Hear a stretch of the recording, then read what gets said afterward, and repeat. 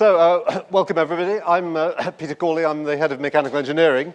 Great pleasure to welcome you all here. It's great to see such a big audience. Inaugural lectures are an occasion for celebration of our new professor, Guillermo Rein in this case. Guillermo's only been with us since 2012, so he did his first degree in Spain, then he went to Berkeley for Masters and PhD, then he went to Edinburgh where he was a research fellow and then a lecturer and senior lecturer. And in 2012, he saw the light and came to join us. And he's been with us now for 6 years, so he's done exceptionally well to go from senior lecturer to professor in that time. And obviously today is his inaugural. One reason for him getting the chair so quickly was that he's got a big ERC grant on smouldering fires, and this is will be one of the things that he'll talk about, I'm sure, today. Guillermo is one of the characters who the head of department loves, because he's a good citizen.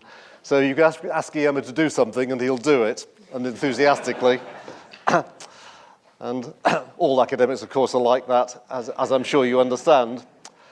Guillermo is also very keen on outreach, so he's one of the very few of my colleagues who's on Twitter and things like that, which I'm not sure whether he tweets during lectures or afterwards, but anyway, he's certainly Twitter friendly, shall we say.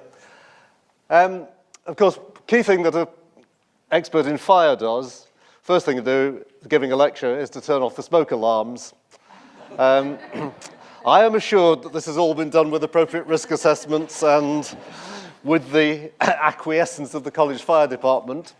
So I have been asked to tell you that in the event of a fire, which of course we're likely to see being as the Lecture Theatre is fairly full, then we go out that way or we go out that way and we assemble on the Queen's lawn by the Queen's Tower. But anyway, you can follow local people if you're not familiar with the place.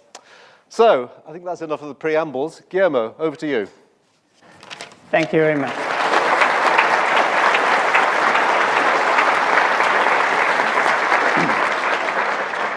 Thank you very much. Thank you, Peter Colley, for the introduction, and thank you for coming here. It's an absolute delight to see you, all smiley faces. So hopefully you will be smiling all the way through the lecture.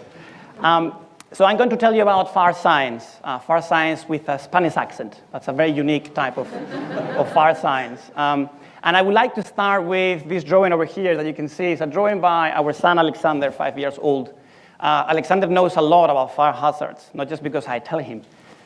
Which I do. It's also because he's growing up in London, and in London, in the schools, all kids actually taught the Great Fire of London, which means that it's much easier for me to explain to kids in London what I do than it is to my colleagues, because my colleagues have not grown in London, all of them, so they actually don't know that what we do in fire science is to try to make sure that the Great Fire of London doesn't happen again.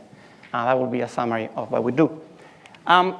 I'll start with how I started. So I got into fire science. I was doing my PhD at the University of California at Berkeley, and I was funded by NASA and asked to take a look, research look, into how fires could behave in the absence of gravity. This is fire safety inside a spacecraft. So there have been fires in a spacecraft before, and it's a serious concern for all the space agencies that they might have another fire in a mission to Mars. They cannot call the firefighters. They cannot evacuate. So it's a very serious problem. The physics, the chemistry, everything in fire changes just because you remove buoyancy. This image over here shows you a simple candle flame here on Earth.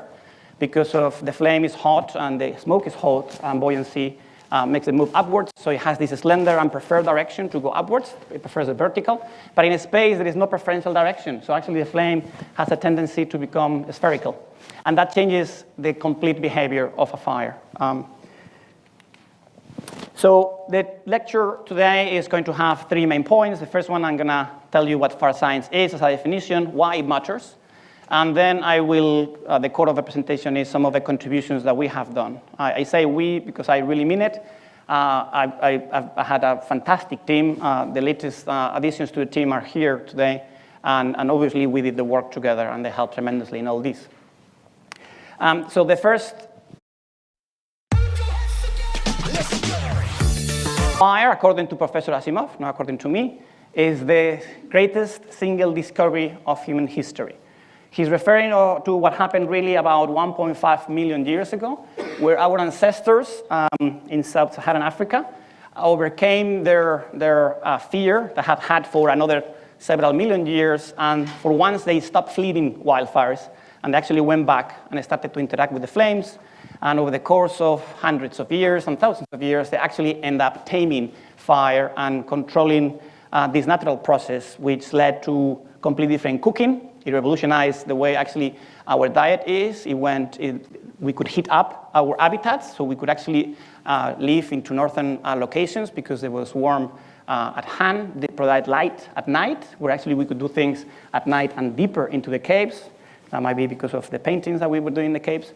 It led to a different type of warfare, a different type of hunting. It led to different chemical processes and to the beginning of manufacturing and manipulation of materials. And then it led to the combustion engine and the Industrial Revolution, and most of what you see today in the 21st century of the built environment. That is the power of taming combustion. But sometimes we don't tame combustion, and that happens often, unfortunately, with severe consequences. There is a Finnish saying that captures this. It says, fire is a good servant, but it's a bad master. And precisely in the bad master, not allowing fire to become a master, is what fire science and fire safety engineering works. Fire science is a scientific discipline that studies fire, which is unwanted combustion. So obviously there is a branch of fire science that comes from the combustion side.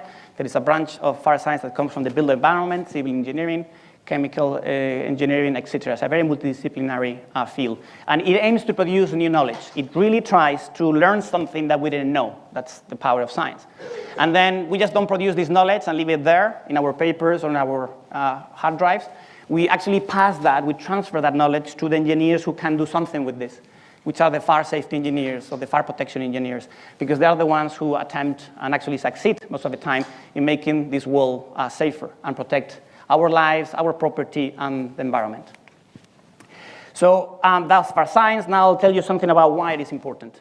It is important because despite absolutely fantastic success in reducing the number of fire deaths for the last 100 years, we've reduced in Western civilizations the fire death by about 90%. And if you look into statistical data, that plot over here is from the United States because they have the base databases. But if you look into this in any other country, UK, many countries in the European Union, or actually in Australia, you see all of them have an almost monotonic decrease in fire losses, in fire deaths. However, and despite this relatively speaking success, the number of fire deaths or injury-related fire deaths is still, on the global scale, very large. It accounts for about 5% of all the injury-related deaths on Earth. And compare that to the amount of injury-related death from war, which is 2%. So fire is still killing more people, more than twice the number of people who die in wars. And I'm not going to comment about the research funds that they have to develop military technology compared to what we have in fire science, right? It's not proportional whatsoever. But this is information, thank you, Barbara Lane from Abbott gave a talk last week in France 2 weeks ago, and I got these ideas from her. Most of these deaths actually are not happening in the United States, in Australia, or in the UK. Most of these deaths, 95% of these deaths, are happening in low-income or middle-income countries. And the reason for that is that it's really expensive to protect life, very expensive. The expense to the UK is about 10 billion per year. Which is a significant amount of the UK budget that goes 1/3 into implementing the layers of protection of a building, the multiple layers that can be present in a building that cost money, into the fire service, because we don't have earthquake fighters, we don't have tsunami fighters, we don't have flood fighters, but we do have, every single country on Earth, every single town has firefighters, has a fire service. So that's a significant amount of money. And then the fires itself might actually destroy property or actually take lives with it, and that has a cost as well. It's not just the fire in the buildings, it's actually the fire was discovered, not invented by humans, so nature invented it properly. So fire has a presence in the natural environment, it interacts with us because planet Earth is plentiful of humans, and these fires sometimes actually put communities at risk. And then these communities have to be evacuated, or these fires have to be suppressed. This composite image from NASA is all the fires that were detected by satellites in the year 2010. Satellites can only detect a fraction of the fires. They have a tendency to detect the bigger fires. With everything together over the course of a year,